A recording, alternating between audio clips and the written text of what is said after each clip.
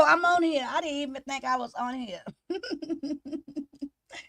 afternoon and welcome back to Free 'em or Keep 'em. Well, welcome back to both channels. I'm both live on Trial Watch with Demetra. Shout out to the Lit Lane official jurors and the Lit Lane jury box over on Trial Watch with Demetra. And I'm also on Demetra Lit All Day. Shout out to Lit Lane and the pit crew. I will be going live during the day this week here on both channels in the effort to give more exposure to Lit Lane to what we do over on Trial Watch with Demetra. If you were ever subscribed to Seymour Lane, it used to be my reaction channel. That is now Trial Watch with Demetra. If you're not subscribed to that channel, what are you waiting for? Please subscribe to Trial Watch with Demetra. We have content each and every day over there, minus the weekends, just to keep it real. But however, we over there on Trial Watch with Demetra. That's why y'all don't see me a lot. Over here on the other side, I'm over there 2 times a day. In the daytimes between 10 and 11. I think I'm just start saying 11. If I come on at 10, that'd be a surprise. You know what I'm saying? But and at night court sessions at 7 p.m. Central Standard Time. Happy Monday to everybody. Shout out to Miss Virginia. Thank you, Miss Virginia, for the $2 super chat. You came snuck up in here before I even went live. Thank you very much. You have always been a support. Shout out to M. Renee, official member on both channels. Good morning, Tanya McNeil. Hey, Kurt Vixen. Kurt Vixen is a member on one of these channels, I think. Hey, the cynical one. Shout out to Winter. Working, can't chat right now, but I'm listening. Got you. Hey, PA Sash, one of my little angels. Hey, Living, moderator on both channels. For my bailiffs and my pit crew moderators, I know y'all working and stuff right now, but at nighttime, I'm not gonna go live from both channels. But if I got any moderators that's able to actually moderate during the daytime lives when I'm on both channels, if y'all can kind of take a peep around and see which one of your fellow mods is already in one channel and make sure the other channel covered, that'd be excellent. Yeah. Good morning, for Sondra. Good morning. Hey, Kathy Smith. Hey, Jill's Comfort Zone. Hey, Sean P. Jill Comfort Zone. Oh my God. I don't know if you guys saw hey, OG Boo Child. I don't know if you guys saw yeah, you hear them over there? I don't know if y'all saw the post on my Lit Lane wall yesterday. I reshared a post that Jill had tagged me in. Thank you, Jill, and everyone who has supported me by buying the Lit Lane and the Lit Lane Jury Box coffee mugs. You can find those coffee mugs on my Demetra Lit All Day channel. And let me tell y'all, every mug that the Lit Lane pit crew and the Lit Lane Jury Box have bought and sent me pictures for, I gotta put them all together. I hate to just toot my own horn, but beep, beep, beep, beep, beep. These coffee cups look so cute. They are so cute. I got two, and I don't know why I got two of the same doggone ones, but I got to get one of each one of them. Jill got this one, and Jill is the first one to get this one here. And that coffee mug is so cute.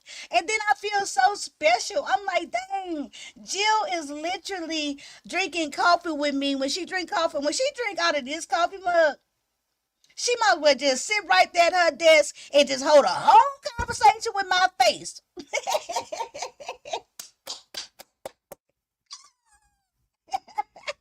Ain't got to me. Everybody and y'all just getting those coffee mugs. When I look at my little deal, my merch deal, I'm like, oh, somebody bought a mug. So you guys, this is another way to support the channel. And I do make a good little profit. So if you want to have a little piece of Lit Lane and Trial Watch with Demetra merch and have it there, please check that out. All of the coffee mugs are cute. But Jill, the first one, bought one with my face on it, child.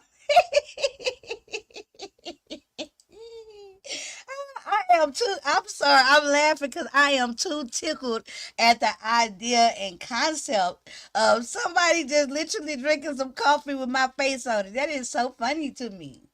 I feel like a superstar. Oh Lord, this live might be all over the place. I feel a little giddy. But anywho, y'all, we are bringing back content around here. If you everybody look like they always been around here, so y'all not new to this content, but we are bringing it back. We are bringing back free them or keep them. Right.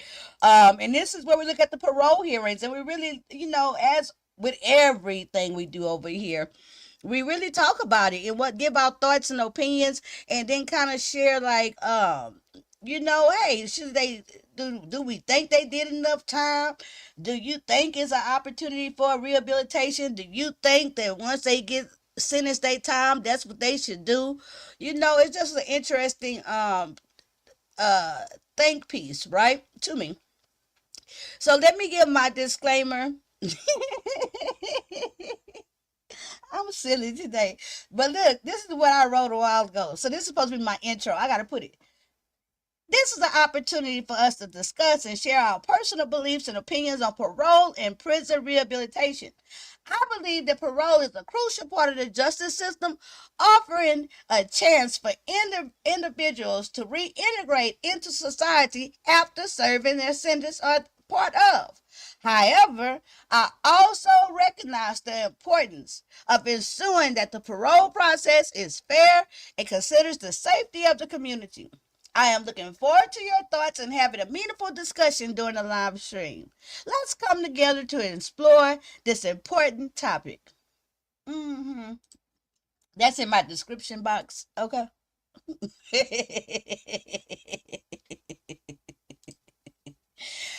Tanya say, and we should be drinking something with your face on it. Okay, Sassy, good morning. Oh, wait a minute. It's going on my decor display once I get it together. Okay.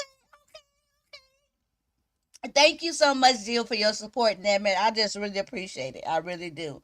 So I got a couple of parole cases to start off with you guys. I meant to do this live vertical, but I want to get a couple of more things together before, but this will be a vertical live eventually. All right, so without further ado, we're going to use fair usage in order to review this. Okay.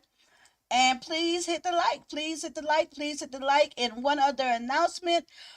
Tonight, not on both channels, but on Trial Watch with Demetra, we will be starting a headline trial. Today will be night one of the Murdaugh trial. That red-headed man that was all over the news for a couple of years.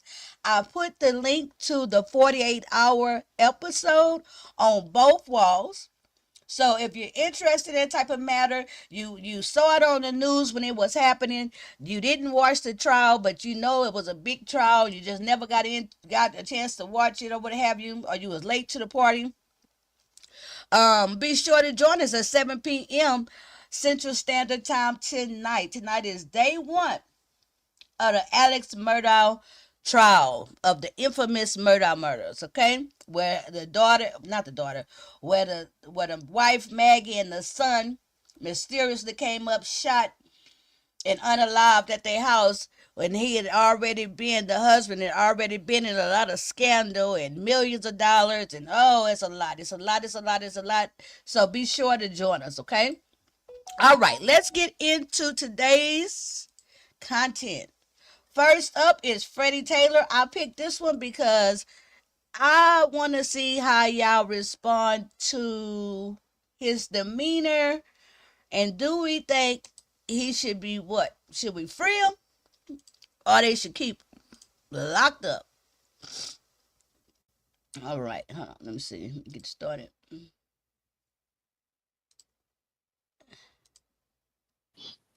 Okay. And of course, if you guys know the pardon board, the Louisiana board, y'all know they been had a new board, but the new board boring. I still like the older cases. Hey,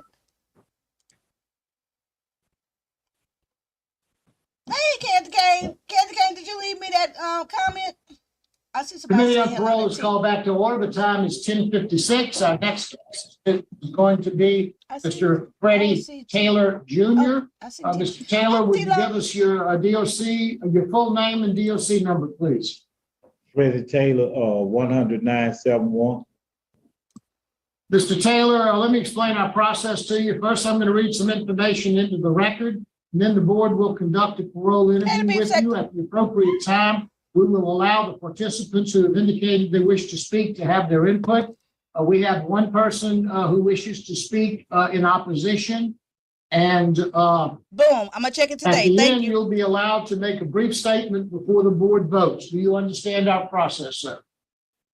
Yes, sir.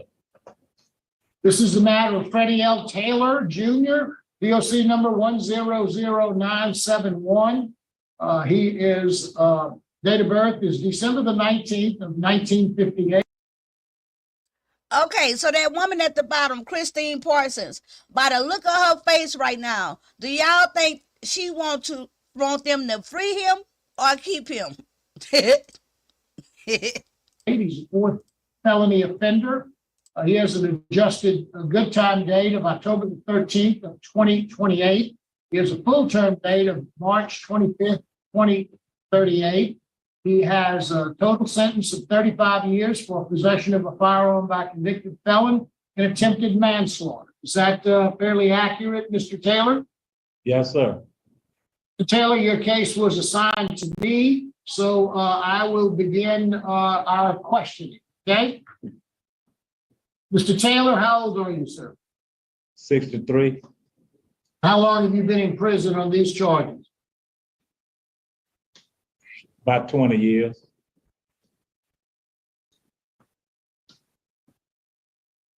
Tell me a little bit about your educational background. How far did you go in school? I went for 11th grade. Did you ever get your GED? No, sir.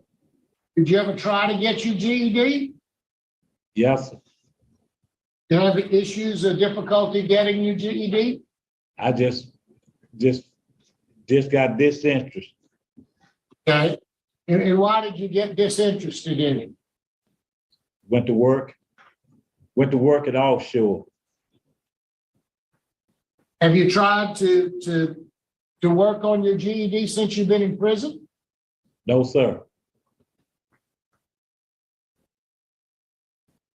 Can you take any sort of medication right now? Yes, sir. What do you take? I forget the name of it. You know what it's for? Yes. What's it for? Paranoid, schizophrenic. And how often do you take the medication? Every day. And when was the last time you've seen the psychologist or doctor or medical person that assists you in your medication? How often do you see that person? Okay, Linda, happy Monday. Saw him about 3 weeks ago. Okay. And you've been on this medication, the same medication, how long now? About 10 months. And have you noticed any change? Has it helped you at all? Yes, sir. Tell me how it's helped you. Hey, Miss Queenie 98, I'm be looking Stop for you me from tonight. talking to myself. Okay. Tell me what you're in Oh, he had to prison make for. a laugh on Know that one. what charges brought you here back in 2003? Yes. Tell me what happened. Tell me as broken best remember what happened. Broken love affair, that's all. That's all the way I can explain I it to you. understand maybe the purpose of what you did, but what did you do? What did I do? Yeah, why are you in prison? Oh, it's attempted manslaughter, convicted felony with a firearm. I understand what the law is and what the statute says. I want you to tell me specifically what you did to Ms. Coleman. Oh, all right. I went, me and Miss Coleman had a affair, and I went to Burger King And the incident went down from right there. But I need to know what the incident was about. What did you do? Well, the incident was about me and her was in a love affair, and she did some things that I didn't agree with, and it went Mr. from right Taylor, there. did you have a gun? Did you pull a gun on her and threaten to kill her? Yes, sir. Okay, that's kind of what I'm getting at, because you denied having a gun a while back. You now agree that you went over there with a gun to threaten her, maybe to try to get her back to you or whatever you were trying to do, but that's what you did. Yes, sir. What do you think? How do you think she felt about all of that? At that time, it didn't make it didn't even matter. I was just I was on out there. Okay, well, I understand that. How do you think today, looking back in 2003, you going into that Burger King with a gun and threatening her? I think you said something like, you take one for the job, I'll shoot your ass. What do you think she felt like today, as you sit here today? What do you think? How do you think that affected her back then? Mr. Tony, that statement right there wasn't made. I said you pulled a gun on the lady in the Burger King. Yes, sir. But how do you think she felt? What have you learned about what you did to that lady back then? I learned a lot. Well, tell me about it. Well, I'm just saying. He's too old to be so silly. I would never go back and do it again, because the simple fact is I done learned better, because at that time I was on them drugs, and both of us I can't explain it. I can't explain it, man. Let's talk a little bit about drugs. What kind of drugs were you using back in 2003? It was just pills, black mollies, yellow mollies. You understand? A lot of speed. Yeah. How often were you using it? It was an everyday thing. And how long had you been using it? About 4 or 5 years. Now, you've got a very poor history of supervision. You've been on supervision how many times? 3 times? At least 3 times? You've been revoked almost every time, is that right? Yes, sir.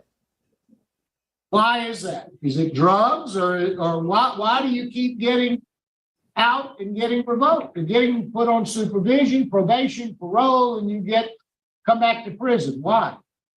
I was up under this from 1983, and every time you cut a charge like a misdemeanor for like disturbing the peace or stuff like this. This is the way they was violating you back then. Yeah, I wasn't up under these new laws. Lifelong convict. I was up under these old laws. Anything that you did, I had a simple fight and disturbing the peace, and I came back after that. And that didn't even make no sense. I'm paying $43 a month. So wait a minute. Wait. This is not funny. This is very serious, as you can tell by Christine Parsons' face. But this man is 63, okay? He is in Louisiana. That's no excuse. But right now, he really being straightforward. he being honest, right?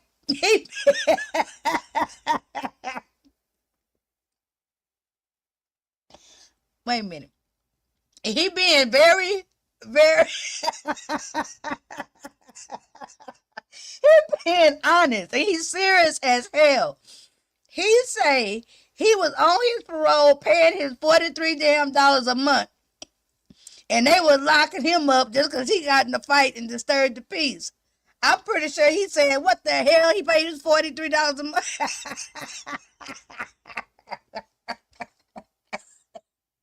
Oh my God, this is a serious show. Hold on. OG, what y'all say? What in the fuck?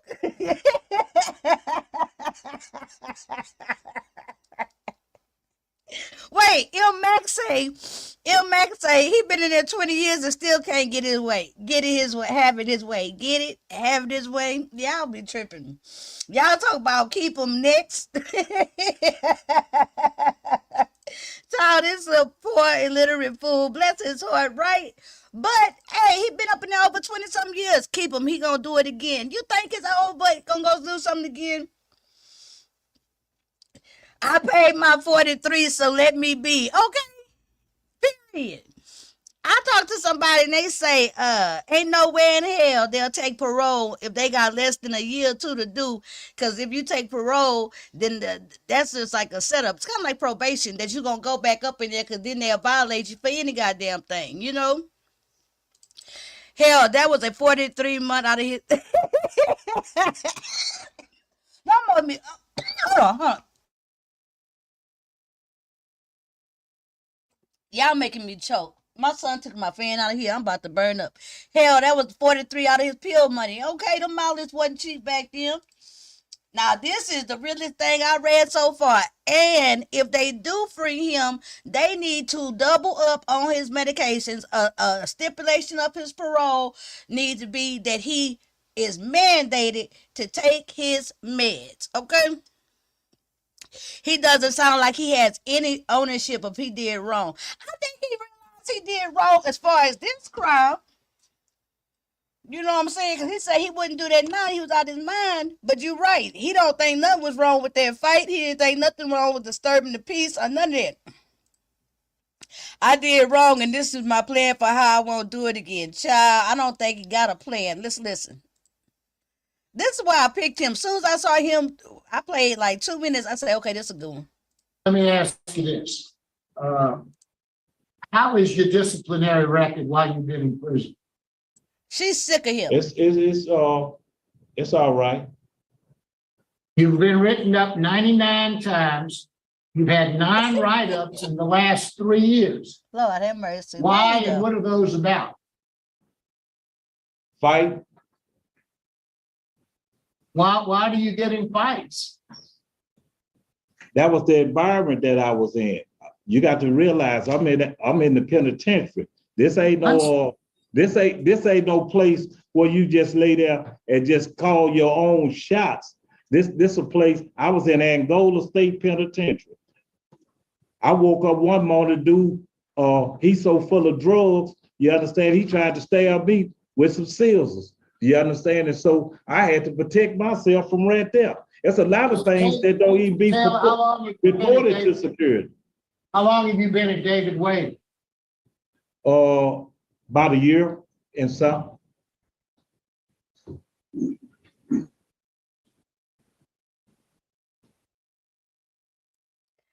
You know what? To that point right there, he not lying. You know, prison ain't no easy place to be, no diplomatic place to be, no peaceful place to be. Il Mac say he got 99 problems, but getting out ain't one. See, I'm not finna play with y'all today, okay? I'm not finna play with y'all. Il Mac came up in here hot and ready to go. But sometimes when I watch these parole hearings, I'll be like, dang, you know, sometimes I don't, you know, hey, especially when they got, now this man got 99 write-ups, right? But sometimes when they been there over 20 something years and they only got like 2, 3, 4 write-ups, and you know, and they be really harping down on these people, I be like, damn, you know, what you expect in that type of environment? You know, but hey. I want to know why the Louisiana Board of Pardons and Parole misspelled hearing on their YouTube channel, but that's not my business. Let's continue. Please like the video. Thank you for joining. What can you tell us about Mr. Taylor? Well, Freddie's been here, like I said, he came in April of 21. Angola I believe, is Mr. serious. Marabella, and he I'll take he his had ass back to pretty the cell. significant write-ups that he had gotten at LSP, and they transferred him away. He's done 99 fairly is well excessive. here. He's had one write-up at this institution. It was for Rule 5, aggravated disobedience. It wasn't that serious of an incident. Nothing like the write-ups he'd had in the past. He's doing pretty well here. He's currently housed in CCR, which is closed custody. He's maintained a good conduct record. He's been very cooperative with the mental health treatment staff here. He got on the medication he referred to in his previous statement. He started seeing Dr. Seal not long after he got here, and he got on the medication he's taking, and it seems to work very well for him. He takes his medication as it's prescribed. Yeah, we got to remember he's also a mental and health at this patient. point in his incarceration, he's a likable fellow that's easy to talk to. He's just a old country boy from Winfield that's just had a lot of bad scrapes with the law over the years, but right now he seems to be doing fairly well. He's in a pretty good place, and he seems to be interested in taking his medication and interested in doing better. And I think he likes the environment he's in now better than he did prior to getting here. And I think it's been a positive adjustment for him. And he gets out in 2028, which is just a few years down the road. I think that's his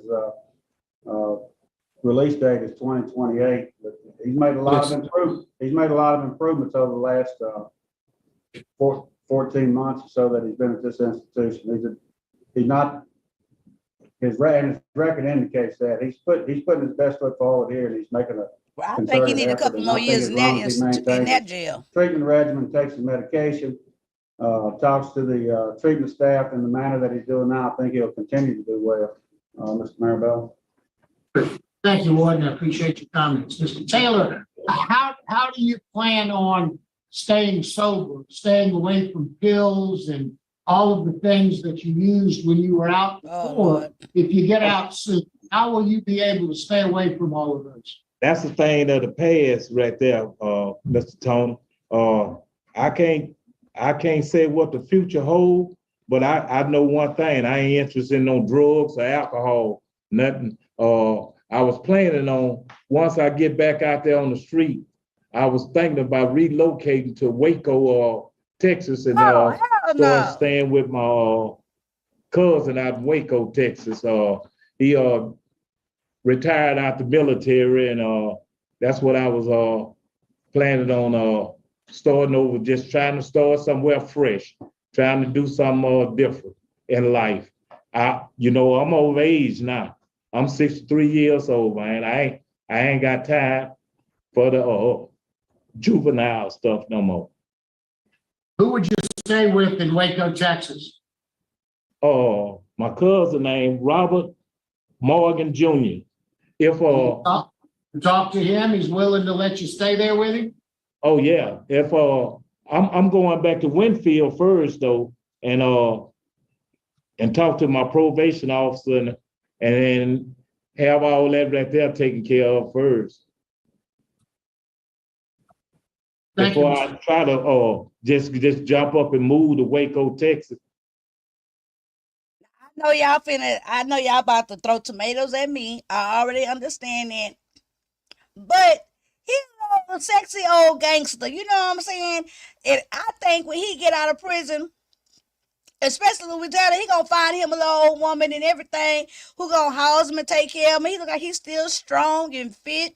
He a good looking old black man and everything, and get his dreads and stuff and everything fixed up and everything. He gonna be all right. Make sure she put his medication in his mashed potatoes. Everything will be okay.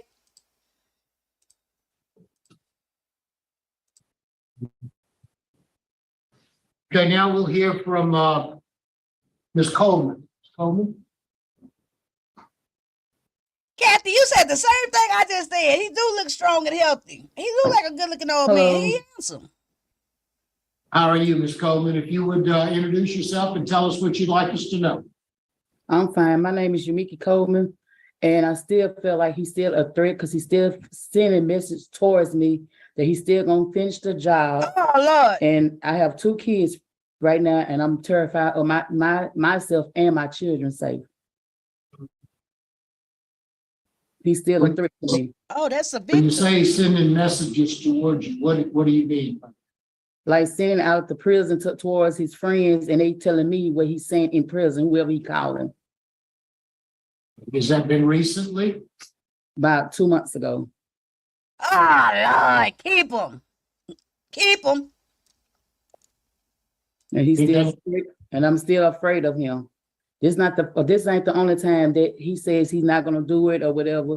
It's been going on for years. He'll get in and get out and still do the same thing. Oh Lord. And right now, I have children. I'm older now. Oh, he had him a young woman And then. he's a Look, threat. he They laughing. laughing at See, I ma'am, bet I he want was you to fine be when he able was to young. finish whatever it is you want us to say.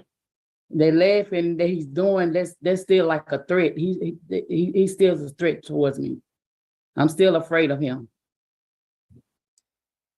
She used to mess with Thank him. you, Ms. Coleman. We And appreciate she was your way comments. younger too. Hey, Mr. Tony, the reason that he I was something find else. Mr. Taylor, just a second. I'm gonna give you an opportunity to say whatever you'd like to say to the board, okay? Get the microphone, so. Let me tell y'all something. This man here was a problem out on the streets when he was young, okay? You see, he's 63. How old y'all think she is? About early 40s or something like that, too? And then he's still good looking and he old. Baby, can you imagine him young and strong? That's why he had this young woman when he was 40-something. She must have been all of 20-something. Child, they gonna have to keep him. He a problem. I changed my mind. Allow me to change my mind. Keep him. Keep him. Thank you, Ms. Coleman. Young, All right, handsome, and Mr. crazy. Taylor, I'll give you an opportunity to say whatever you'd like to say to the board before we vote. What would you like to tell us? she said that Okay. I made some aggressive statements towards her. Everybody that I communicate with, I could give you their address and the ones that I've been talking to on the phone. I do not want to have nothing else to do with no Miss Yumika Cole. I do not know what type of relationship that she have out there. If she got 2 kids, that's on her. All I'm saying is this right here, Mr. Tony. If she got a husband out there, let him be a man and step up to the plate. Huh? I'm not causing her no type of harm. 20 years, I done been locked up. I ain't been nowhere or writing her or contacting her in no type of form or fashion. This is what I can't understand. And when they asked me about this the other day, about a few weeks ago, I was totally lost with that. I'm totally lost right now with it. You could put me out on the street. I'm not gonna do her nothing. And that's my word is law. In here and out on the street. She already know what type. See, I can't speak for the past. Only thing I could do is say what happened. It was a broken love affair, and that was it. You understand? And that's Don't all. be taking your head. No, you mess with him. When all my life I've been in and out the institution. When I came out the institution, I met Yumika Cole. Okay, Mr. Tony, when I met her, I fell in love with her. All right, I did my best. I put my best for her. She didn't appreciate what I did, and that was that. Oh, he about to So cry. that led me to what I did, and that's the only thing I can say. And my record speak for itself. My work record. I worked in Fouchard. When I came home to do this crime right there, I came from Fouchard, Louisiana. Now, if she gonna lay there and tell you anything, you understand? If we're gonna be correct and be adults about this right here, and all this old juvenile stuff, I'm 63 years old. I'm on my last leg. I'm on my last leg. So what do it look like me going back out there trying to lay there and prove a point and kill her or cause some type of conflict with somebody else out there? I'm not trying to do that and come here and spend the rest of my life up in this pen. I know what it's like up in here. Thank you very much. Now, his little speech. Okay. I like his speech. I think he dead serious. I don't think he want to deal with this woman no more. He can get out of prison and get him another woman. So at this moment in time, it's time for the Lit Lane jury box to vote. Right now, we are the Board of Pardons and Parole. Do we want to free him or keep him? Do we want to free him or keep him? It is now time to type in free him or keep him. Mr. Taylor, we appreciate your comments. Yes. Mr. Taylor, I really think you've come a long way. I think you. Yeah, I you know, just like I said. Taylor, you're done speaking, okay? Now we're voting. So you need to listen to us. Mr. Taylor, I think you've come a long way. I think since you've been at David Wade, you've been a changed person. Your record's good, but before you came here, you had lost 175 days of good time. Oh, Lord. At this moment, I got to make a cute little thing for after y'all vote. At this moment, the people have spoken of Lit Lane jury box and Lit Lane. The consensus is to keep him. It would have been a unanimous vote across the board with keep him, but I myself, Judge Deedley, I say free him. Free him. Let my people go. Let him go and be a man amongst the world. Let him put his best and his last leg forward. But I am not the deciding factor. You guys have said to keep him. Let's see what they gonna say. Okay? How did they know I was gonna say that?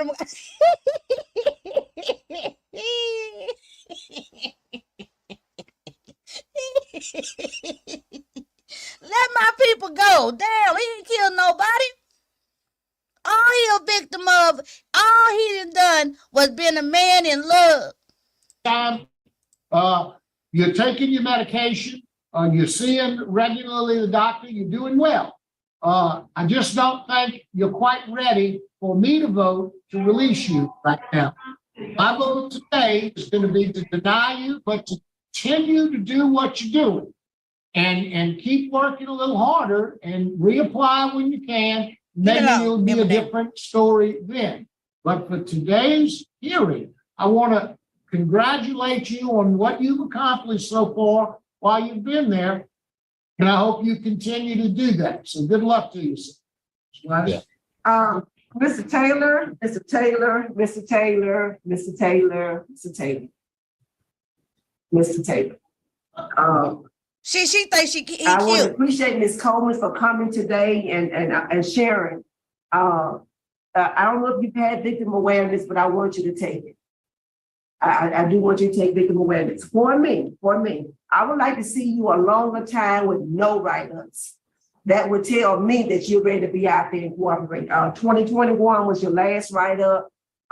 That's concerning for me. For supervision history, that's concerning for me.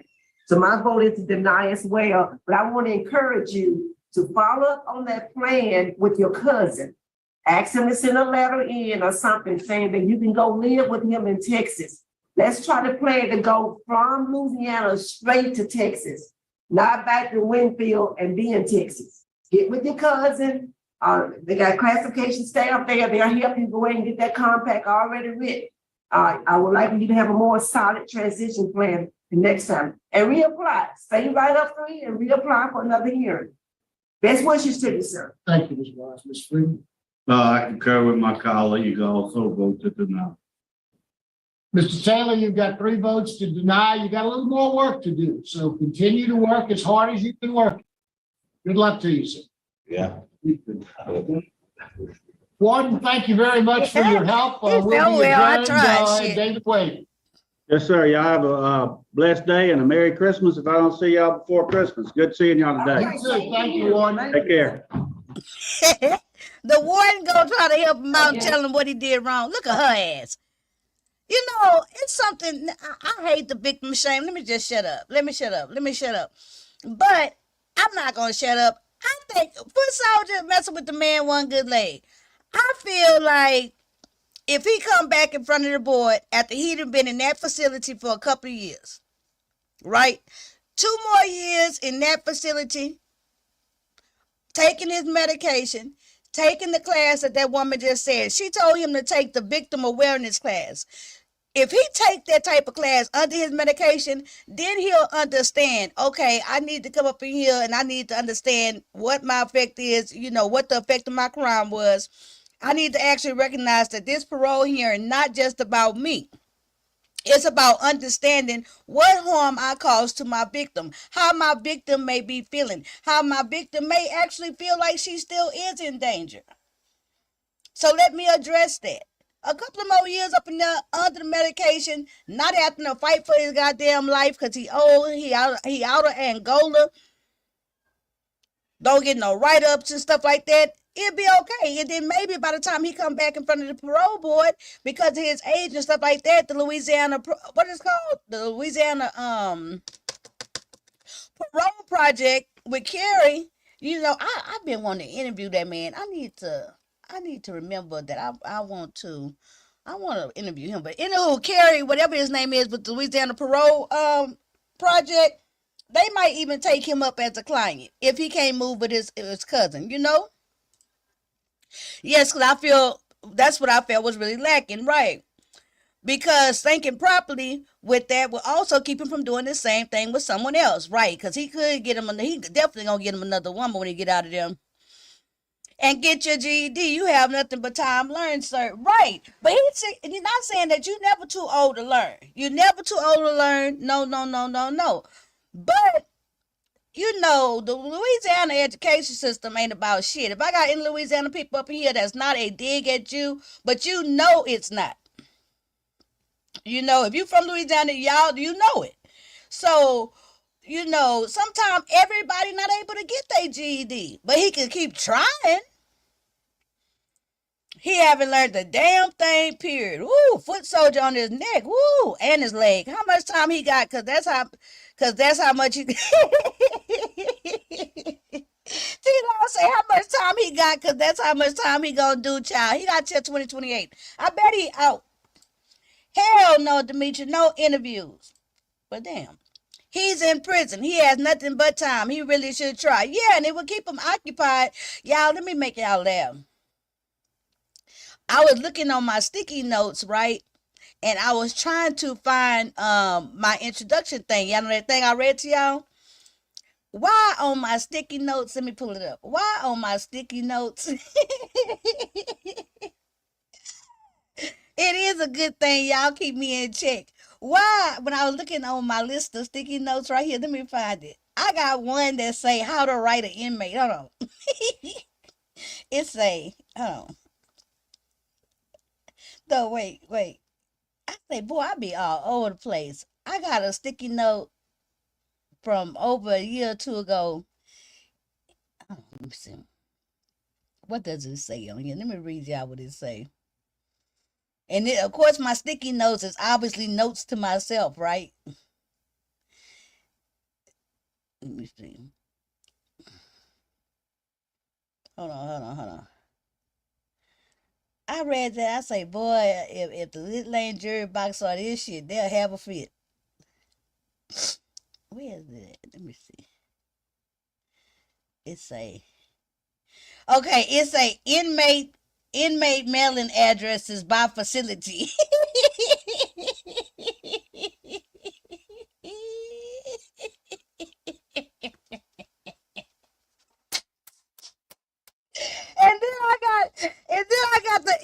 Then I got the mailing address.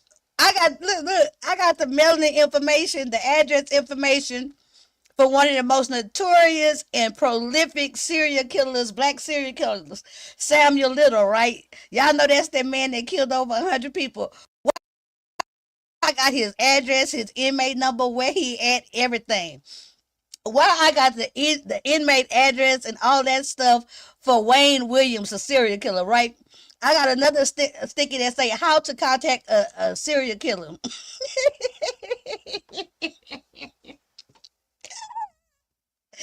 Oh Lord, oh Lord. I just be interested in. I don't be wanting to romance the goddamn people. I be interested to talk to them.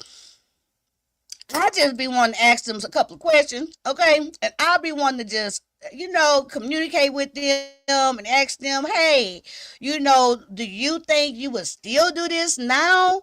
Just how was your childhood? How did your mama treat you? How you and your sisters? And do you believe in God now? Do you know what I'm saying? That's what I'd be really interested, you know?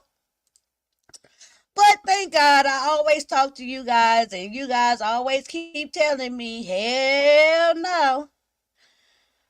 If it wasn't for you guys being in my ear, I'd probably be pen paling every serial killer in America, the black ones. I do have a preference.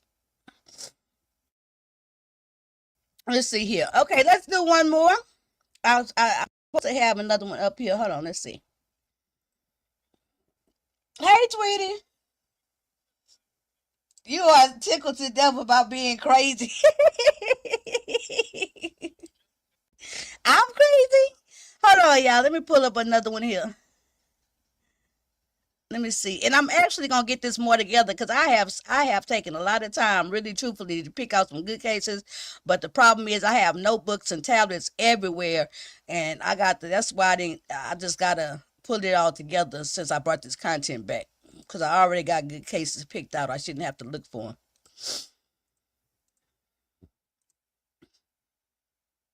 Okay, let's get serious about this one right here.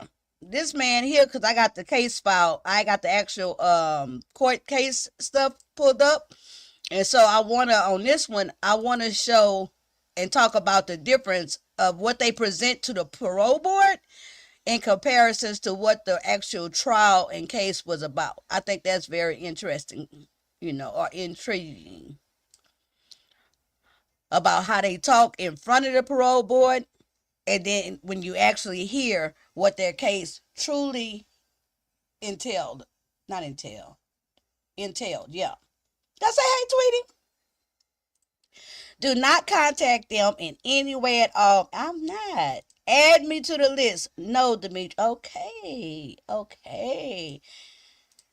I hope that's only brainstorming and nothing you're going to actually do right now. No. Oh my God. No, I'm not. But I did keep the information just in case. Okay, this is Larry Ho. Y'all don't see. You're not on the big screen. Oh, well, that's probably better for us. Okay, let me top off Just my stand by a phone. Right minute. back. We Y'all have some hit the folks that like. left the room. We're gonna bring them back in and then we'll get started or resume.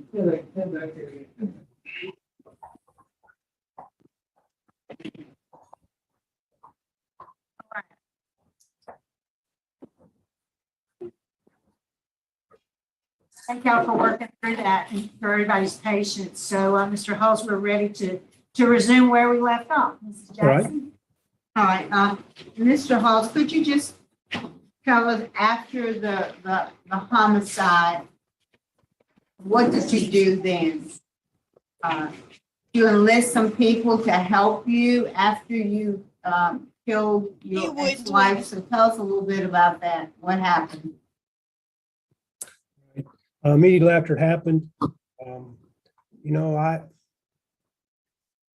I really just didn't know what to do. Hold on. Did this start at the beginning or did I start it in the middle? I don't think I started it at the beginning. I didn't. I started it way at my bad. A lot of people showed up. I know one thing, when you see a lot of people show up to their parole hearing, it probably ain't gonna be no good thing for you. When the victims and stuff show up like that in deep. Yeah, I think I got them addresses when I was dating Eddie. That's how long I've been having them addresses and stuff. I've been doing this content for a long time. But I'm finna get serious about it. Let me see. And we're gonna start going vertical on it too.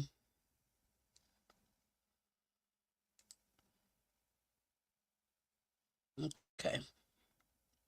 All right, good morning.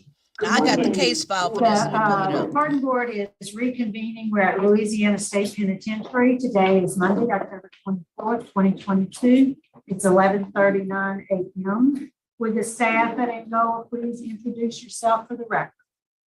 Deputy Warden Tracy Falgood, Regional Admiral Classification. Carmen Shipley, offender records. Jay Southern Transition Specialist. And everybody? That's Yes, it. ma'am. Thank you. So we have quite a few folks who are here in the room with us today, and I think everybody's finally got comfortable. But first, let me ask you, Mr. Larry, to introduce yourself. Tell us your name and your DOC number.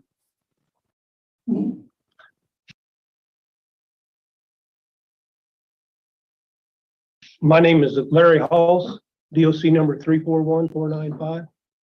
Yes, sir. You are represented by counsel this morning. Mr. Hamilton, will you introduce yourself? Yes, thank you. My name is Bruce Hamilton, and I'm representing Mr. Halls. So we have here in support, Mr. James Pritchford. We have the Parole Project has joined us by phone or by Zoom. Julia Mudd, Gus May, also by Zoom. Your uncle Robert Fry, Jay Jackson, Jan Halls, Edward That's his Ward, people. Karen Ward, Okay. That's his Randy family. Halls, and Angela Noah. Okay. We also have here in opposition Brett Morrison, Mark Erdy, Amanda Erdy, Cindy Oh, Erdy, Tamika White from the DA's office, and Matthew Belzer, also from the DA's office. First, Mr. Halls, I'll just read some identifying information into the record, after which I'm going to turn it over to Mrs. Bonnie Jackson, seated to my There's a lot far of people for left. and against Your showed case up. has been assigned to her, so she'll take the lead on the interview. Then we'll hear from everybody who's indicated they want to speak. You'll be allowed to make a statement at the end before we turn it over to Mr. Hamilton for his presentation and closeout. Okay? A lot of the victim family is there Mr. Halls, you actually understand all at that? the board. Yes, ma'am, I sure do. Thank you. So you are Larry D. Halls. Your DOC number is 341495. You're seeking a commutation of your sentence. You were sentenced in Tangipahoa Parish in October 1994 for a second-degree murder conviction, and you received a life sentence. Mr. Halls, is that correct information? That is correct. Okay. Mrs. Jackson? Good morning, Mr. Halls. It is still morning. My name is Bonnie Jackson. Your case has been assigned to me, so I'll start the questioning for the board. Mr. Halls, how old are you? 65. And how long have you served on this charge? I think later this week will have been 30 years from my arrest date. And so you were approximately 25 years old at the time this crime was committed. Is that correct? I'm not sure I heard you correctly. I thought you said 25. I was 35. I'm sorry, you're correct. I misspoke. All right. So the victim in this case was your ex-wife. Is that correct? That's correct. How long had the two of you been married before your divorce? It was a very brief time. I think it may be a year. We were together about 6 months, and then we had a 6-month separation before the divorce was filed.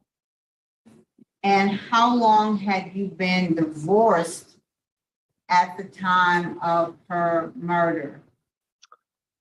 5 years, approximately, yeah, 5 years. So it's been a long time, is that correct? That's correct. And you and the victim had a son together? Yes, we did.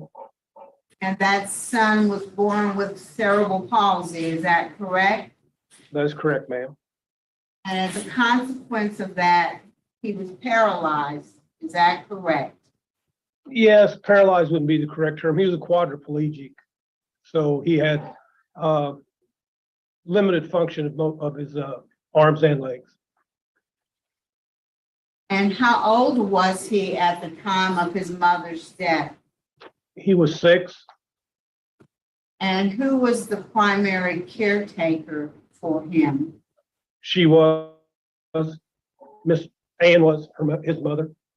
All right. And after her death, who assumed the care for your son? Gregory's grandmother, Shirley Erdy, Ann's mother. And Gregory has since passed away, is that correct? Yes, ma'am, that's correct. When did he pass away? In 2018, And how old was he at the time of his death? I believe he was 32. And so for over 20 years of his life, his grandparents had to care for him.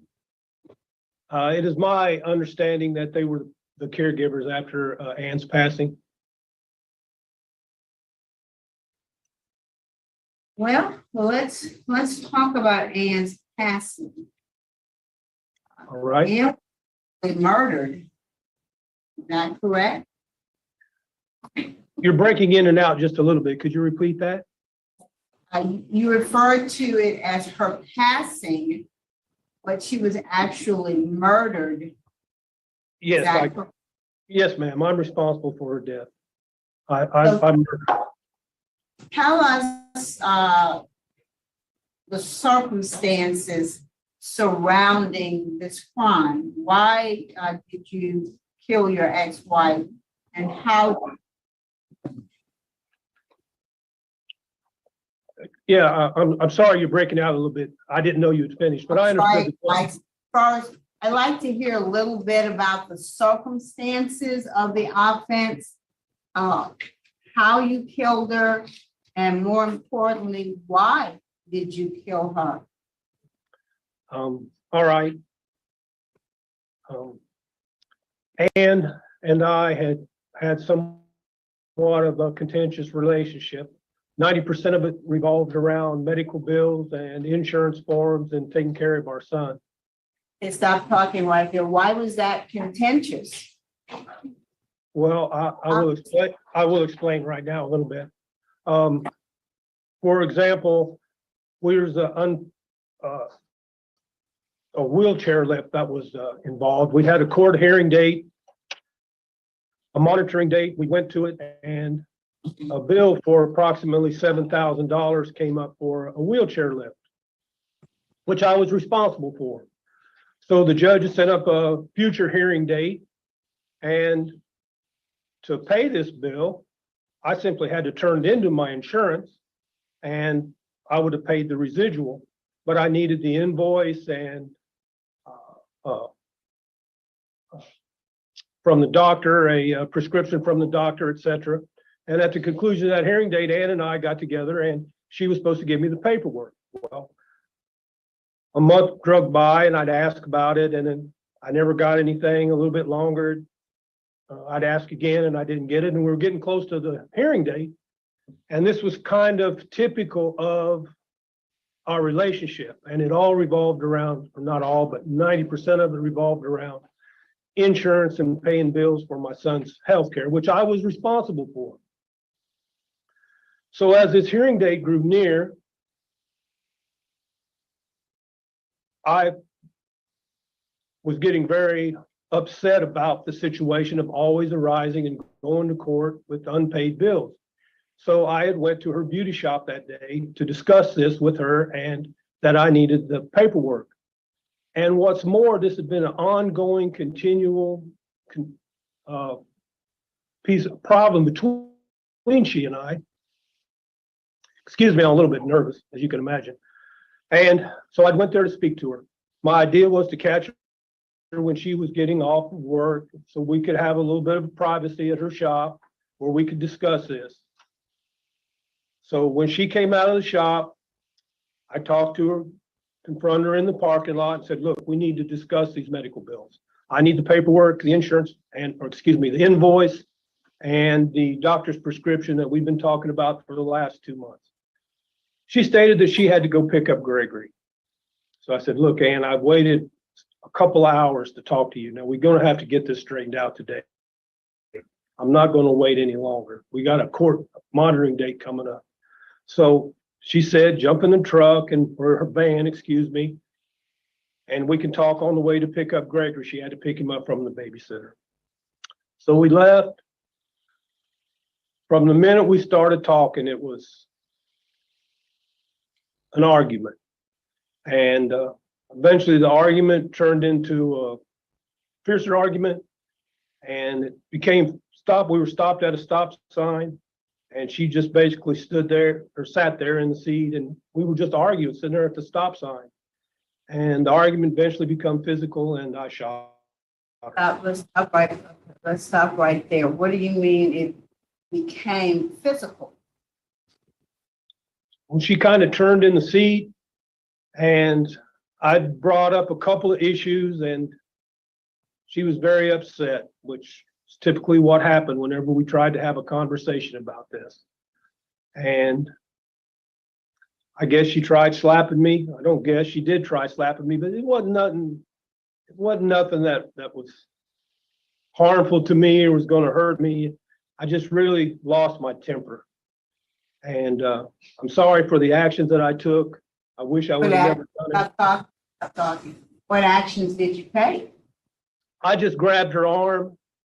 I tried just grabbing her arms, and I got slapped again, and I just lost control, I guess, is the best explanation I can give for it. And just a long series of aggravations. Well, you keep saying you lost your self-control, but you're not telling me what you did. Well, like I was suggesting, we were just having type of a struggle between us. I grabbed her arm, her hand, and she had slapped me again, and I don't know. I'd never really done that before. I'd never really lost control with her. This is a. And so we're gonna pause this right here, right? And this is what I want to start including with my free 'em or keep 'ems, right? On stuff like this when it's available. Now, right now, y'all already see him minimize him, right? Linda B say he sound like he's still mad. Living say he not taking accountability. He sounds like he's still blaming the victim. Linda say for real, 30 years of seething. Living it already denied him. So he minimizing, he victim blaming. And as y'all can tell, he really trying to make it seem like, mind you, this is a murder case, okay? He not up in there for assault or nothing else. And so the lady keep trying to get him to say what he did, and he don't want to say it. But let me tell y'all, he making it seem like he just, I need to talk to her about these bills. Let me go up to her job. What he leaving out is that he had already set a motion and plan. He had already got a couple of conspirators, whatever. This wasn't something, he had premeditated this already. Okay? When they found this woman's body days later, almost a week later, she had a gunshot wound in the middle of her head. She had rope tied around her neck. Her teeth was displaced in her mouth. And he also not saying, when he's saying he went up to her beauty shop and wanted to talk to her, what he's not saying is that he sat up in that handicapped van. He laid up in that van for hours waiting on her, to the point that he even peed in a Tupperware bowl in there. That's how they was able to catch him, because he had a fingerprint on the Tupperware bowl with the pee.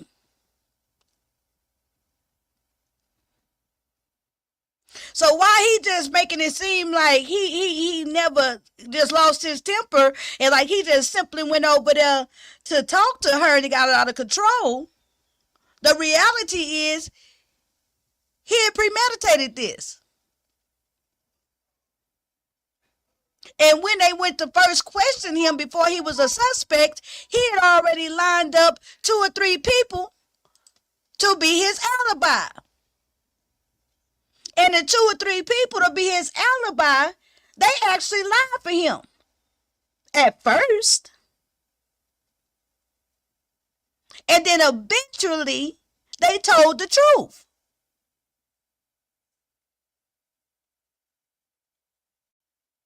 So I thought this, it was real interesting to see how he coming off in front of this board, and y'all, without even reading y'all the case or telling y'all the facts of the case, just sitting here listening to him. If you never even read the case facts, you can already hear him minimizing, making excuses, victim blaming. Let's continue. Denied. Already, as soon as he started victim shaming, I would have stopped the hearing and denied him. Right. It's all fun and games, and I am kind of lenient in some stuff, but not all the time, And like y'all saying, he literally took away the caretaker of his child, a disabled child. Oh, and let's not leave out the fact that he was over $11,000 in arrears for the child support. Why he trying to make it sound like, oh, he was such a willing participant in his son's life, and oh, he just wanted to take care of business.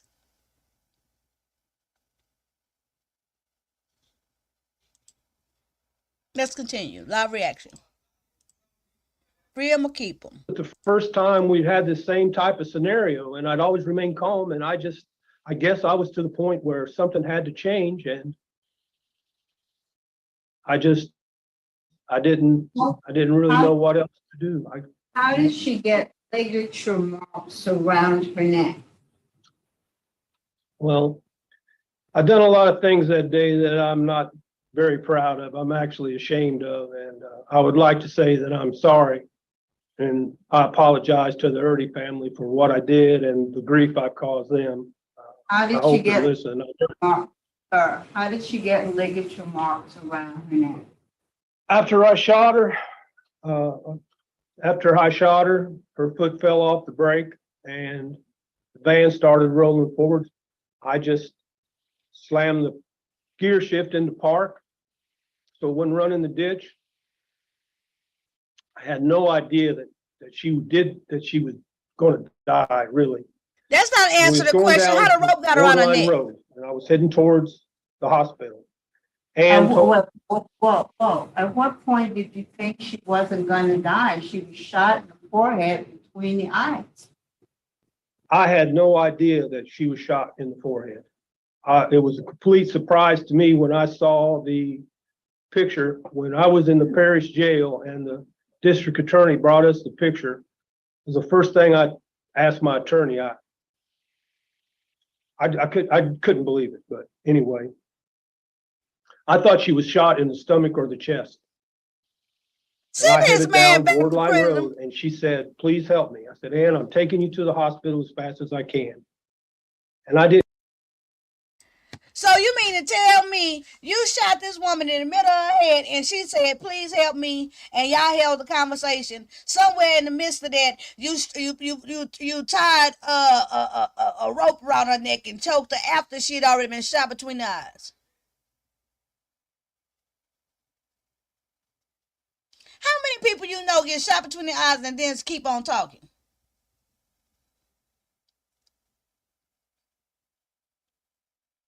Times like this, do you really have to continue the hearing? Do you really have to continue the hearing?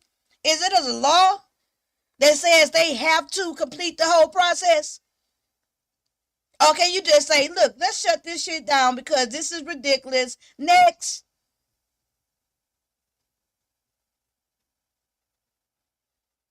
But I guess they gotta let everybody who just showed up and everything. That's why her family up in there. Child, this is ridiculous.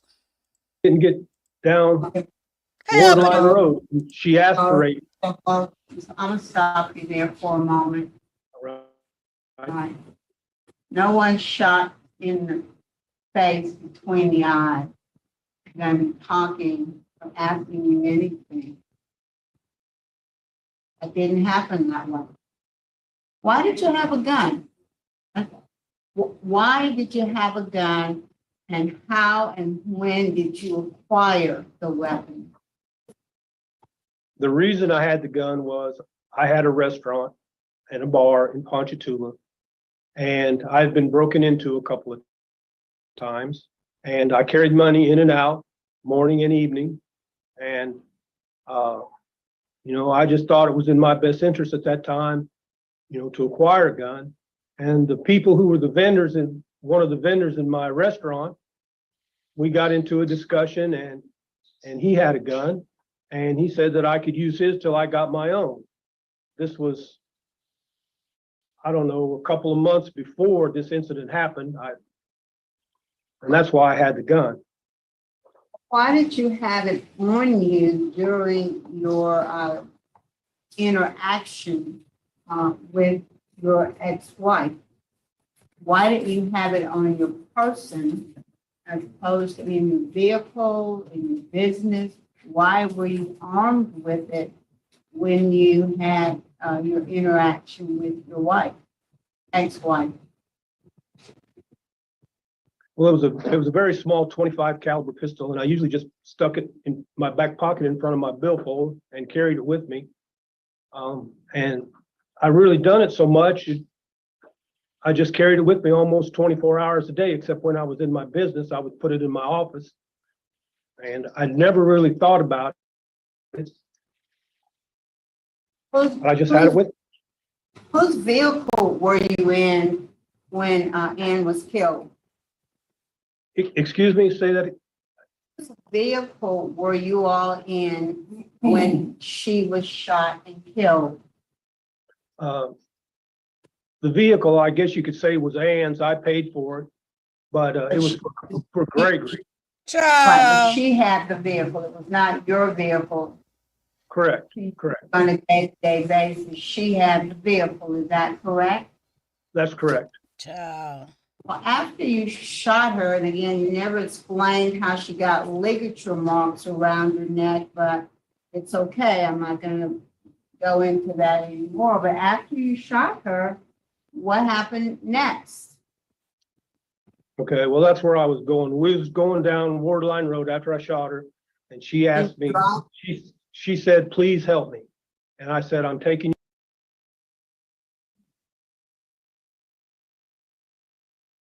We may have lost our connection, Steve. Because the Lord don't like all that lying. The Lord cut that right on off. He had the, because he planned on a lava case tonight, next case, Judge, right? Child. Baby, he got cut off because the powers that be say, oh, hell no. That when I've been at Angola, and Can y'all hear us? yes, ma'am. We can hear you, but you're Okay. just on your laptop now, Ms. Renata, so you're not on the big screen. Oh, well, that's probably better for us.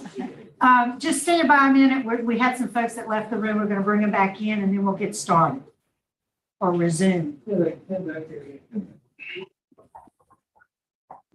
in the hell they left the room? They probably couldn't take it though, because we're not even related to I the really woman. just didn't know what to do. I rode around in just a little bit, kind of heading towards Ponchatoula, and Oh yeah, he I buried came the up with body the too. idea, no matter how foolish was, I forgot to tell you that. that I would just see if I could get Mike to take the van to New Orleans. Mike was a friend of mine. He did maintenance work around my building and different things. And we've been knowing each other for quite a while and had been friends. And I stopped at his house and I asked him. Some of them seem like they get prepped, some of them don't, M-Mac. When he come out to the van, I told him what I did. And we got in the van and he said he would help me. We rode around for a few minutes and I explained to him what I wanted him to do. And he said he would do it, but he wasn't he wouldn't drive the van to New Orleans with the body in the van. So we put her body out in a little wooded area right there outside of Ponchatoula along the interstate somewhere. We was just riding around out in the country. I didn't even really know where we was at. And he took the van to New Orleans, and 2 days later, we went back and buried the body. Was there a female also involved in, we'll call it cover-up? I didn't hear the last little bit you said there, but you asked if there was a female. These those fake alibis I told you about. One was my girlfriend, and the other was a lady that worked at my restaurant. And I just asked them to basically give me an alibi, and they did. And while we're here, I would like to say that I don't know if they're listening or whatever, but I apologize for bringing them into this. They didn't do anything other than just try to be a friend to me, and I put them in a very bad situation and caused them and their family a lot of grief. And I'm sorry for that. Well, let's talk about the last 30 years, Mr. Hobbs. Tell us how you spent the last 30 years. I see that you have taken a lot of NCCER courses, HVAC, electrical. I show that you have been the electrician at Hunt.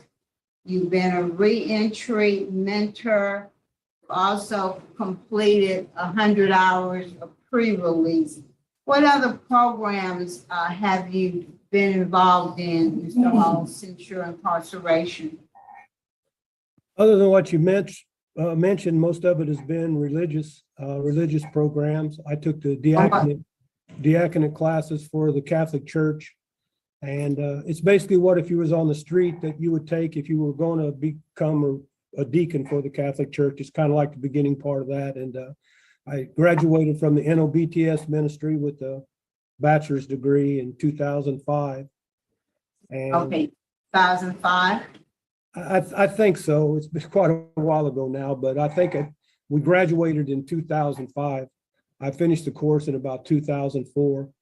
And I've been served as a Catholic peer minister here at Angola and while I was at Hunt's.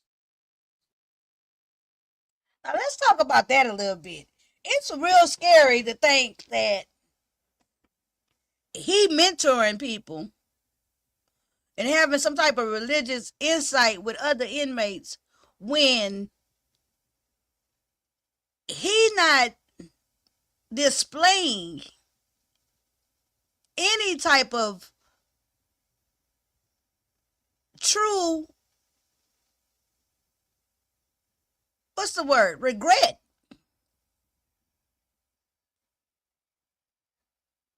So how can he possibly be helping or ministering or mentoring other inmates to try to get their souls right, to get them together, when he won't even sit here and take accountability what he did? Which means that you basically lying. Remorse. He's not showing no remorse, no repentance, or anything. And how can the people sit there and get him through them programs and listen to him talking like that and give him any type of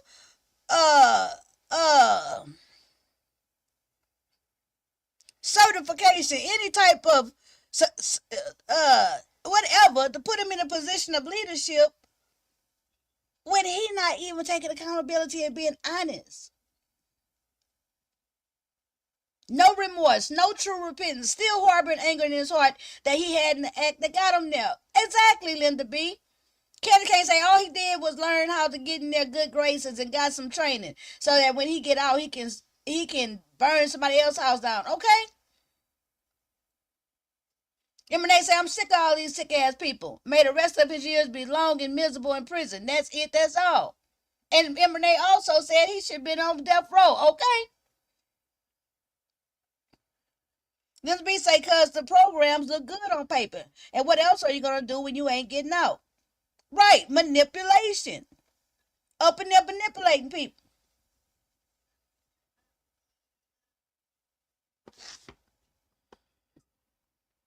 Child.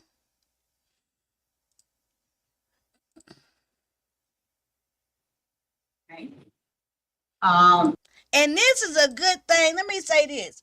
And this is a wonderful, wonderful example of it's a good thing that applying for parole is not something that's simply done on paper. Thank God they got a board of people. They bring these people in front of them to make that decision. Because on paper, a pen can write anything. But until you got that person right there in front of you and able to really truthfully get into their mind, get into their attitude, to really get into it and make a humanistic type of decision based on a human in front of you, it'd be a real dangerous place. Because, baby, up in there, they pencil whipping themselves into rehabilitation. They pencil whipping their way into thinking they didn't change. But you put them right there in front of you, and it's amazing how many of them really, truthfully, don't be having no accountability.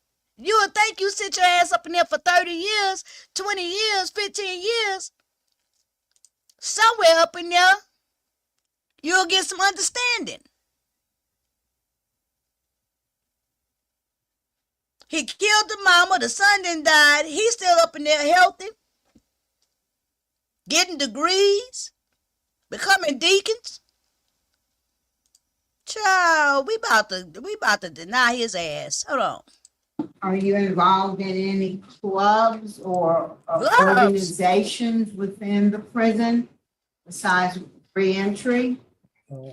I'm a member of DC, Dale Carnegie, and we do various things like Christmas program for the people in the TU, which is a treatment unit. Good. For, Keep doing good in I prison. guess these are Okay. mentally Keep being of service in challenged prison. That's where people, you need to be. and do various other things in the prison. And a Point Lookout Committee, I've participated in that when I've been at Angola since probably 2004 and still do today. And what exactly do you do with Point Lookout? Inmates that pass away here at Angola and do not have either means or family to claim the body and take care of them, we provide a religious service and a burial at Point Lookout, and in a very dignified manner. And what's your role in that process? Generally, I have just a pallbearer. Sometimes I'm just general support, but I've been recently asked to conduct the services at Point Lookout. You've never conducted services before. You just No, I never. served and what else? No, I never have. I've been available, but there's generally been several people that have taken on that role. Hey, Shannon. Really pretty good at it. And right now it's kind of short staffed because of the COVID thing. It's limited people that go. So I was asked to perform some services in the future if I was available, and I said I would. As I looked at your programs, Mr. Halls, the thing that struck me most, and I'm not going to discount your religious participation, but most of your programs have been geared towards vocational trades, HVAC, electrical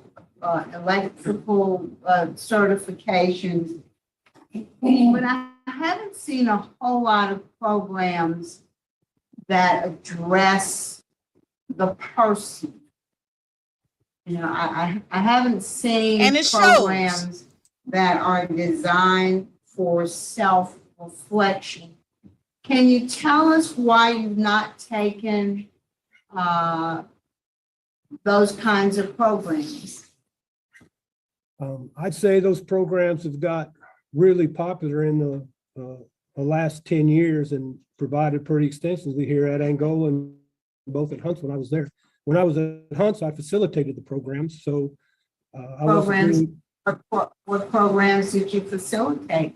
they were mostly religious, but they were self-help programs, probably online with Thinking for a Change and Listen at me.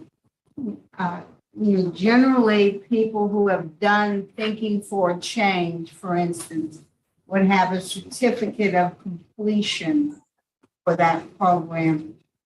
And I didn't see that in your file. I haven't seen a lot of, again, those kinds of programs that get to you as an individual as opposed to you as an electrician or air conditioning repair person. While those are useful tools if you are successful, they really don't address what it was that would cause someone to shoot his ex-wife between the eyes, knowing that he had a 6-year-old helpless child, totally dependent on his mom, and yet you are able to do that. And I don't see anything in your submittal to this board that shows that you worked on those issues that would cause you to commit such a terrible crime. And I'd like to know why you have not been involved in that kind of programming.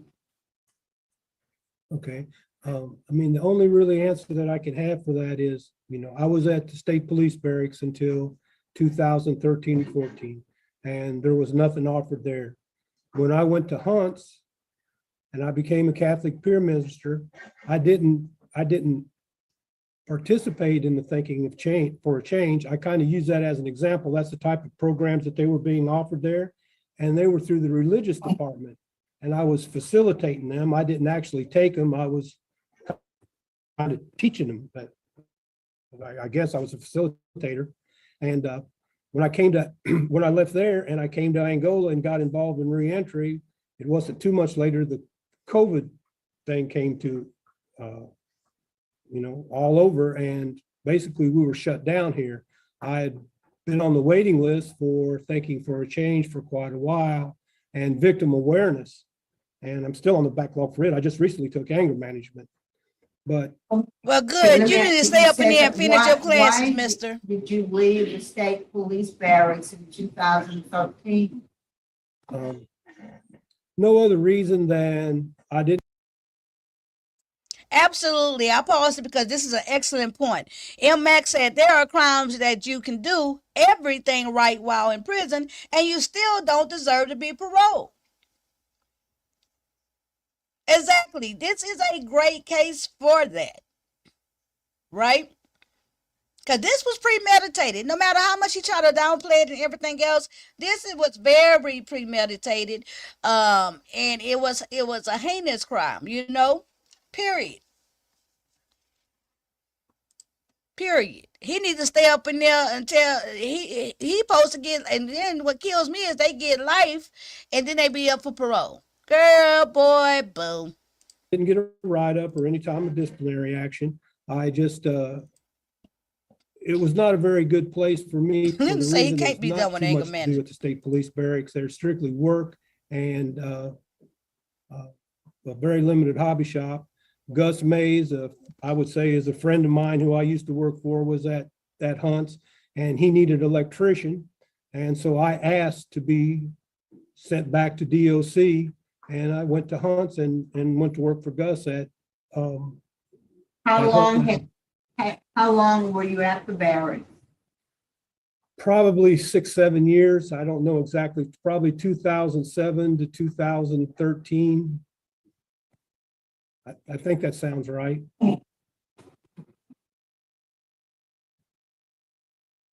So you've not done victim awareness, you've not done Thinking for a Change. Were you involved in the use of drugs or alcohol during the time that you committed this crime? Was alcohol a factor? No, ma'am, I never have. You never had an issue with Never alcohol or drugs? Sergeant at arms say denied. Did you drink at all? I drank quite extensively in my younger years, but I was probably about 25 and I quit drinking. I think I was probably about 25 or 26. I quit drinking. I didn't, and I've never used drugs. I show that you have a low risk assessment. You've had 12 write-ups. The last one was in 2014. Exactly, Linda. What was that for? Unsanitary practices, which were what it evolved to is apparently my bed was unmade, or I'm not really sure. I believe someone put some reading material that I had given them on my bed. There was nothing specific on the write-up. I might have left something out of shape underneath my bed, my shoes or something, but. Well, I'm looking at your disciplinary record right now. There is a specific write-up number for unsanitary practices, but your write-up is for Rule 5, which is an aggravated disobedience. So you want to talk to us about that? Yes, I sure will. He stay omitting I shit. left the dorm that morning rather early, and I was told that the colonel made an announcement in the dorm that they were going to do a shakedown, or not a shakedown, but a inspection of our dormitory later that morning, so to get our bed areas in shape. And I was not in the dorm at the time, but I think 70 some people got write-ups that morning, and I was one of them. When I went to court, I explained the situation, and he asked me to sign a paper that I was pleading guilty and that he would result in a reprimand. And I think that's what the outcome was. Warden, what can you tell us about Mr. Holmes? So Larry has been a trustee. Sorry, we're having to move our camera around to meet our needs right now. A min A since 2006, and as you stated, he's been to the state police barracks and then to Hunt for a while, and then back to us. Since he's been back to us in 2015, came back in as reentry, went through some schooling, and as well had been a lead and then also a mentor in the electric shop. He, for the last couple of years, has been working in our TV repair shop. In the last several years of his incarceration here, we've not had any problems with him. Thank you, Warden. And Mr. Hall, again, I know you apologize for your actions, but tell us how you think your crime impacted your ex-wife's family and other people. What impact do you think your crime has had? I can hardly imagine the grief that I've caused them, especially Shirley and Julius. I know it had a terrible impact on my son as well. I know that, it's probably hard to understand, but what happened was the last thing that I wanted to happen, because I needed Ann in our situation with Gregory. I thought to take care of Gregory as much as I thought that she needed me to take care of the financial aspects of this. And I apologize to the family before and the victims, but words can't really ever compensate for taking action such as I did. Just since then, I've tried to do things that were positive and help others, and hope that by my actions and my lack of any further disciplinary actions or problems through the years, it's kind of showed that I've tried to be a better person and tried to change and be different than what I was then. And just to I was about to wrap it up, but there was something that you said that kind of struck me. Ann was responsible for loving and taking care of that little boy who, through no fault of his own, had this terrible disease. And you only saw yourself as the bill payer. I don't hear any personal attachment to that child. It seems as if you left that to Ann, and your concern was just how much it was costing. That's kind of what it sounds like to me. So how would you address that? Well, I mean, I'm sorry if it sounds like that. I don't want it to be.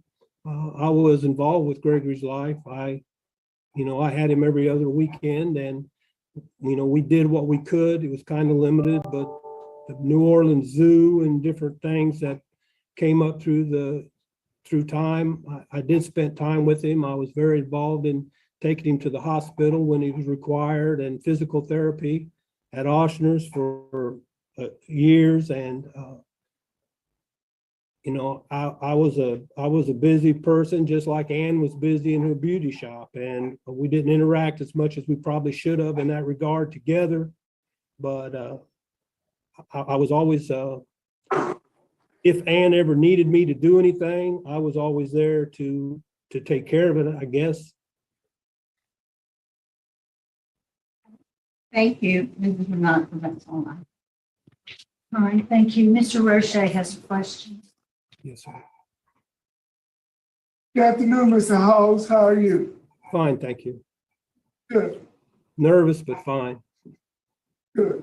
I got to hear what Mr. Roche gonna How say. would you answer this allegation? This is an allegation that was made that you broke into Ann's van in the middle of the night. You hid in the back of the van and waited for her to enter. Some accounts you waited as long as 12 to 14 hours.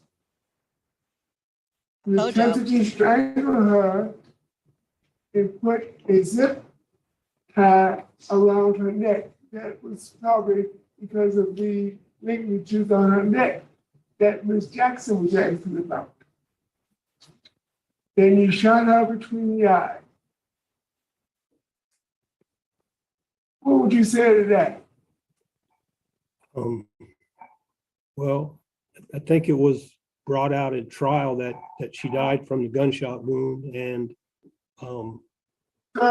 it's just. Answer my question. Oui. What would your response to that allegation? It just wasn't. It's not true. That's all I asked. Okay. There was also a document that you were paying alimony to your wife and child support for your son. Am I correct? No, I did not pay alimony. I just paid child support. So you did pay child support. At the time of your ex-wife's death, did you have any back child support? I don't believe so. It's been 30 years ago, but we just had $11,000 worth. About 90 days previous, and everything was up to date as far as I know. And $11,000. My report says that you were $11,000 Oui. behind in child support and business expenses. So probably that was medical expenses. You're kind of breaking up a little bit if you. Okay, listen up, Mr. Hawes. There is some evidence in my report that you were behind $11,000 in child support and business expenses. What is your response to that? It's just not correct. I don't believe that. Okay. There may have been something outstanding, but it was nothing. I went to court pretty regularly, and believe me, if I got 3 months behind in my child support, which I did on several occasions, which is $1,200. It's the most that I know that it's ever been. We went to court, and I probably would have been in the parish jail if it wouldn't have been paid, but it was always taken care of. Thank you, sir. All right. Thank you. All right. So it's time for the Lit Lane jury box. Okay, when we do this type of content, I'm streaming this on both channels. Thank you guys for participating and being on both channels. I appreciate that. I hope you hit the like. But when we do the true crime content and the trial content and all that, it's the Lit Lane jury box. Okay? So it's time for the Lit Lane jury box to vote. You are right now the Board of Parole and Pardons. Are y'all voting to free him or keep him? Free him or keep him is the name of the game. Free him or keep him. Let me know. Weigh in right now. Boom. Living. Denied. I don't know why he's still lying, Kathy. I have no clue of why this man lying like that. Keep him. VA says keep him. Throw away all parole applications within his reach and keys. Keep him. M. Mac. Linda B. Keep him. Kurt Vixen. Keep him. Miss Queenie 98. Keep him. Sassy Fran. Denied. Keep him. Kathy Smithton voted again. Keep him. All right. All right. What say you, Uppity? As for me, myself, chairman of the board, keep him. Okay? Keep him. I don't even think they should, it should be another 20 years for they even ask him anything about another parole pardons. The way he's sitting there lying, and see, when Mr. Roche, all of them didn't read his case file. All these people on that board are very much so aware of his case file.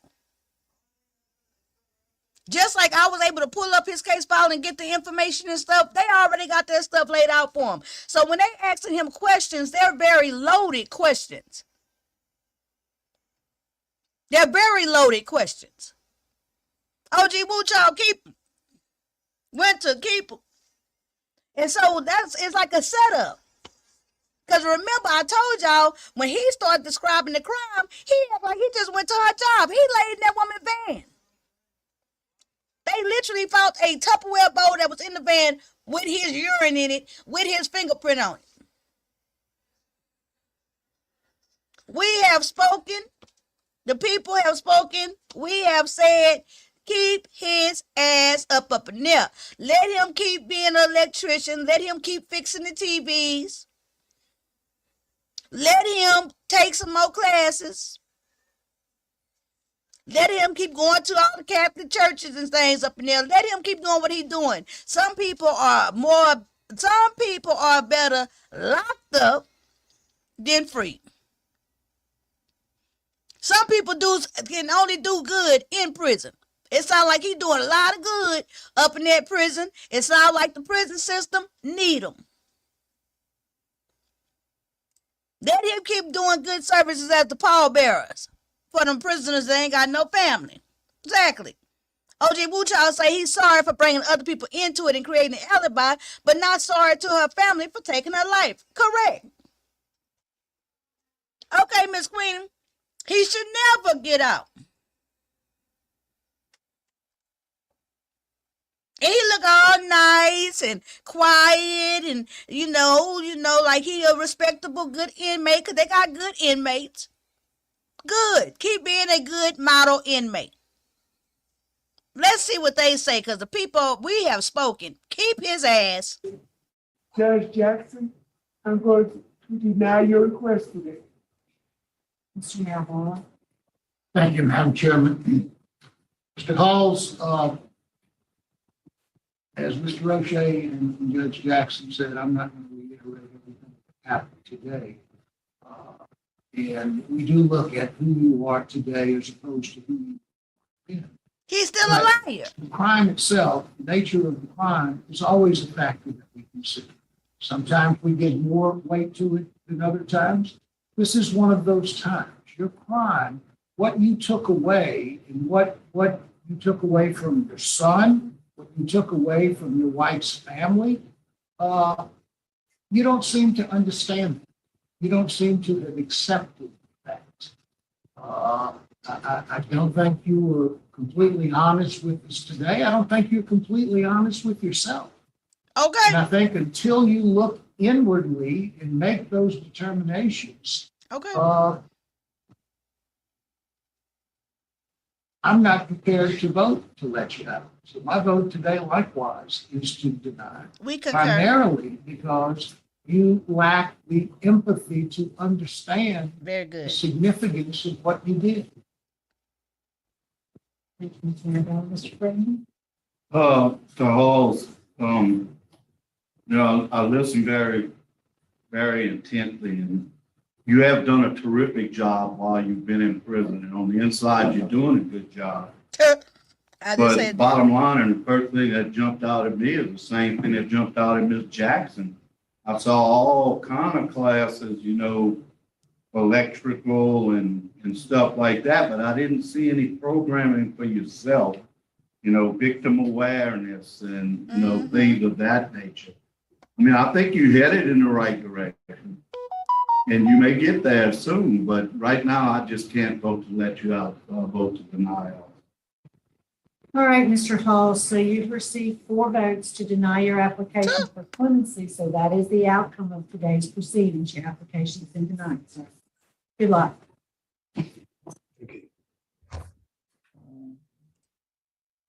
Yeah, go sit your ass down, All right, you guys. So this has been season 2, episode 1. Girl, this was probably about season 3 of this content. But we calling this season 2, episode 1 of Free 'em or Keep 'em.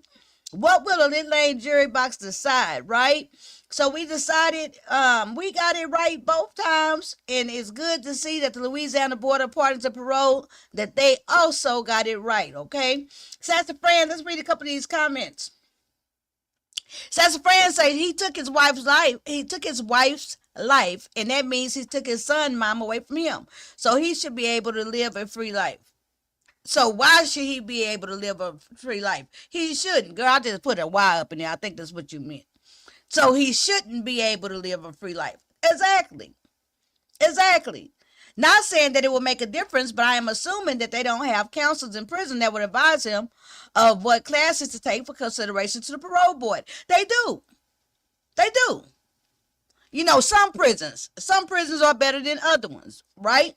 But it seems to me, Lady Steph, that he pretty much assumed because he do those religious things and everything, he think that's just the way to go. It seems like he's not very interested in a lot of other stuff. And it also seems to be an arrogance about him. Now, this is it seems to be an arrogance about him that would almost make me think he don't think he need advice. Linda B, love this content. You love it? You always been around for this content. We pumping it back up. So this is the Free 'em or Keep 'em. We will be doing Free 'em or Keep 'em all week this week. And I will have it more structured because I want to bring in having the case files so we can know more about the case. I want to bring in if it's certain inmates that have like the news stories was done, the news articles and stuff like that. I want to bring that more into it so we can actually have more background information and things like that when we look at these deals. And we what else I want to do? So that's how we're just gonna keep growing the content. We're gonna be doing them. And I'm gonna go live here eventually. Before March starts, I'm going to have a members only the Lit Lane Jury Box. We're gonna have a closed door meeting on the membership, and I had a couple of questions for you guys and for you guys to give me some suggestions and everything about how to do a couple of things. So be looking out for that. For Lit Lane, I will be coming for my other channel, Demetri Lit All Day, Lit Lane. I want to encourage you guys, if you enjoyed this, make sure you're subscribed to my second channel, which is Trial Watch with Demetri. Okay? We do more than just the trials over there. I will be doing simultaneous live streams this week for my daytime content, so I can introduce more of my subscribers on Demetria Lit All Day to my other channel. Okay, make sure you're subscribed. I will be sharing the channel on my wall, so you guys can have that information and come through and become a member of the Lit Lane Jury Box. Okay, I am taking suggestions for content for Demetria Lit All Day channel from the Lit Lane Pit Crew. Go under any of those wall postings and let me know, not necessarily true crime, because we do that on the other channel, but trending current events and things like that. Okay, we just gonna keep pushing out this content 2025. All we're gonna do is go and grow, and that's on both channels. Uppity says, a life for a life, ain't nobody God. I don't believe in a death penalty, but I believe you should never get out. A lesson for others with no self-control. Very good point of view. I would think they do, but I don't know it, Lady Stella. Okay. All right, you guys, this has been excellent. I would say court is adjourned.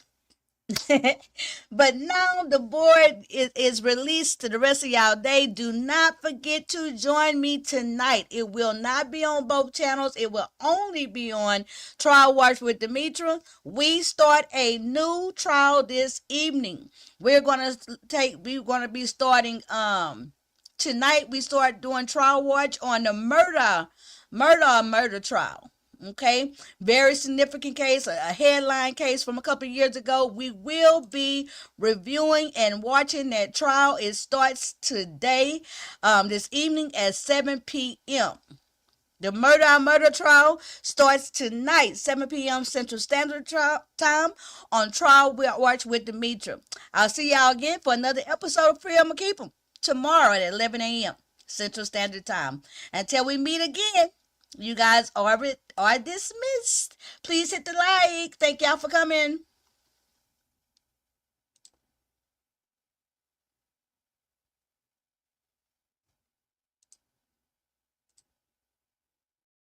Thanks for watching. Do not forget click the subscribe button and hit the bell icon. Like, comment and share. See you next time.